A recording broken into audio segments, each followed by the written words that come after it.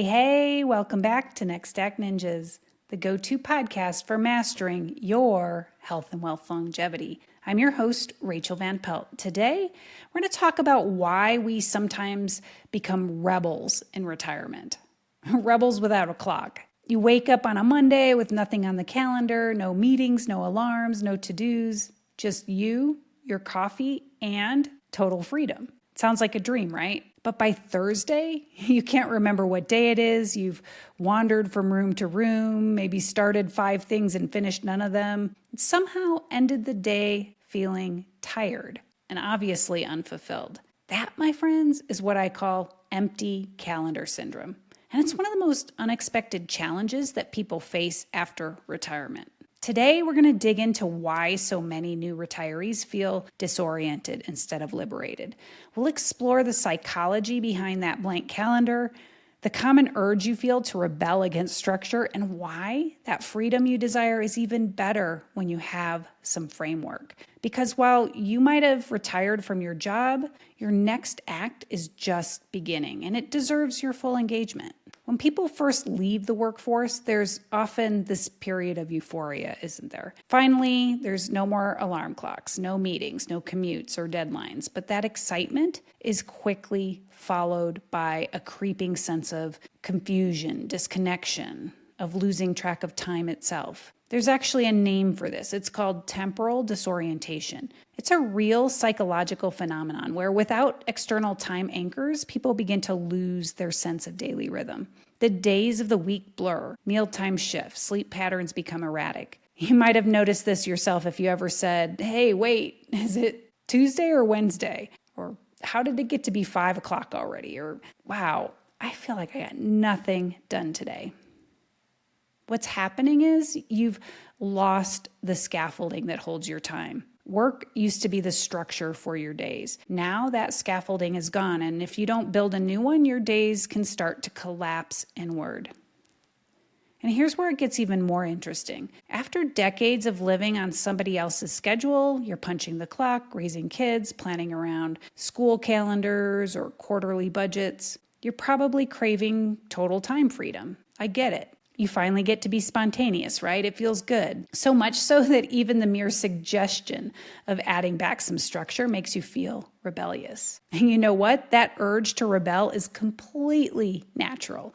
In fact, some psychologists refer to this as retirement rebellion. This is a growing cultural phenomenon where retirees deliberately reject time management, structured days, and even regular commitments. This rebellion isn't just emotional, it's deeply psychological. It represents a reclaiming of your autonomy, a refusal to conform to someone else's definition of productivity. But here's the paradox. Total freedom without any framework doesn't feel like freedom for very long. It starts to feel like drift, like disconnect, like invisibility.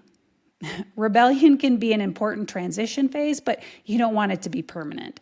Eventually, you want to graduate from external control into self-control, self-directed rhythm.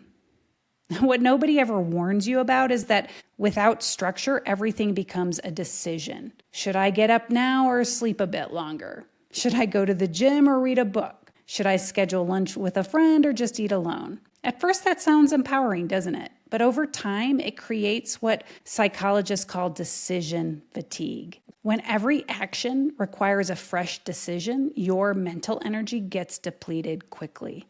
And paradoxically, you start doing less, even though you have more available time. That's when we see people binge watching TV or social media and not enjoying it. They'll doom scroll for hours without direction, procrastinate bedtime playing video games, postpone meaningful projects they once looked forward to. That's not laziness, it's pushback against cognitive overload. You just get tired of making decisions about what to do with your time, and eventually your brain rebels. Having limitless options often gets conflated with freedom. It sounds great in theory. You can do anything now, right? But here's the problem. Anything quickly becomes nothing when there's no container to give it shape. We get stuck in a state of pure potential with no plan to execute. It's like standing in front of a blank canvas with 1,000 paintbrushes, but no vision for what you want to create. You stare at it, you dab a little color here or there, but without direction, you lose momentum. Eventually, you just walk away from the canvas, don't you? Not because you're uninspired, but because you're overwhelmed with too many possibilities and no structure to ground them. This is what happens to so many people in the early phase of retirement. They've got time, they've got energy, talent, even passion. But without a rhythm or a plan, that potential just kind of hovers in the air, untapped, unused, slowly fading into disappointment or self-doubt. And then you start to question yourself. Why can't I motivate? What's wrong with me? Well, nothing's wrong, right? You just need some rails to run on. You need a path, because even the most exciting freedom needs a frame to flourish. So what's the solution?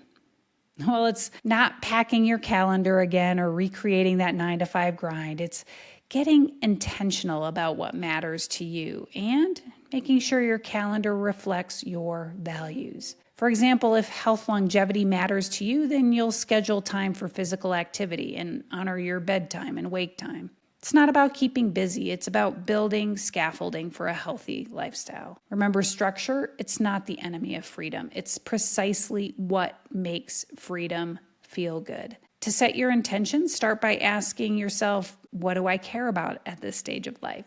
What energizes me? What do I want to create, learn, give? Then just reverse engineer your schedule around those things. You don't need a full agenda. You just need a few strategic anchors.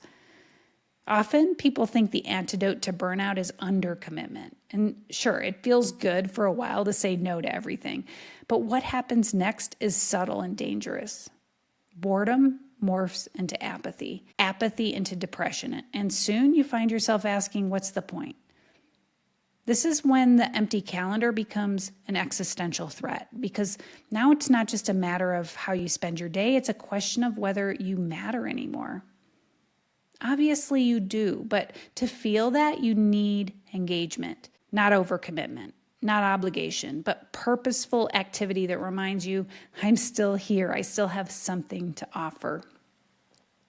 One of my clients, Terry, spent his first year in retirement like most people do. He played golf, read books, worked in his yard, but he had been a highly successful corporate exec, so it wasn't long before he felt utterly restless. What he said to me was, I thought I wanted a break, but I missed the challenge.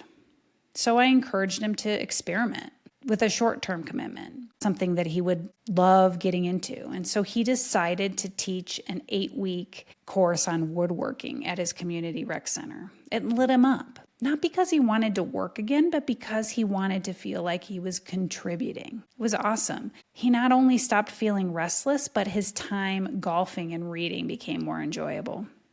Karen had a similar experience. After she left a long career in education, she was super excited to finally have time to travel and rest and so forth. But 6 months in, she was already reporting feeling foggy and unmotivated. She had inadvertently found herself staying up later and later every night, sleeping in until late in the morning, and sometimes even sneaking a nap here or there during the day. Because why not? Her calendar was open, right? But all that sleep just made her groggy and unmotivated. So together we created a gentle weekly rhythm for her. Monday, Wednesday, Friday, instead of sleeping in, she got up and went to the gym first thing in the morning. Tuesday morning, she scheduled coffee and catch-up dates with her friends. Thursdays, she volunteered with Meals on Wheels. That was it. Just some simple, light scaffolding, but it worked. She had a reason to get out of bed every day, and that was enough to encourage her to get to bed on time in the evening. Just that consistent sleep schedule cleared her brain fog and increased her energy. And the weekly physical activity and social connection improved her mood, her motivation. What's interesting is when you ask people who live well into their 80s and 90s what gives their life meaning, the number one answer that people give is that they feel like they're still contributing to society. In other words, people want to still feel relevant and like they matter even after they've lived a long, productive life. It's just how we're wired, isn't it? Plus, we all need a reason to keep getting up in the morning. It's what the Japanese call our ikigai. And look, if the idea of a permanent commitment triggers the urge to rebel, I suggest starting small. Choose just one area of life you highly value.